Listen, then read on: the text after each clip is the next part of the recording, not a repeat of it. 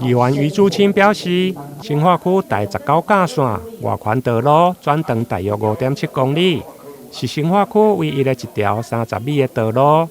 最近听到市府有意要将太平里这段号名做杨奎大道，议员表示，因为该路段对中央街到仁爱之家只有2-3户，市府只征询少数的意见，就要来号名，并无公平。建议市府以新华的旧名大木港来号名。对此，市府民政局回应，会搁再甲地方沟通，征询地方的意见。这个杨奎大道是毋是讲，咱已经有一个杨奎馆伫遐？咱刷来这条道路是毋是会当规条拢来叫做咱的大木匠大道？迄是一个阮对地方一个怀念，一个名讲一个自较早较大汉，一个感觉讲啊，我就是生活，我较早旧名，我就叫做大木匠，互人知影讲我是伫地出来的。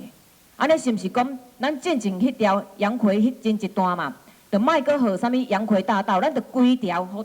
畅通。变成一个大木匠大道，无你头前去摘你讲的杨奎大道后壁，搁一摘叫做大木匠大道。啊，若万不幸，若互恁强行通过头前杨奎大道后壁，就叫做杨奎大道1段、杨奎大道2段。恁袂当安尼处理啦，恁头前遐杨奎大道2户尔，恁用这便宜行事，安尼我感觉阮地方来讲，阮最无谅解呢。马紧议员，我的报告吼，这阮会根据到地方的共识了啦，袂讲强行去啊好好的，是因为路是地方的使用嘛，认定嘛，啊讲地方无共识。的话，我会考虑，你免烦恼。另外，伫新化老街，为了处理民众违规停车，市府交通甲警察局伫咧当地正式科技的执法，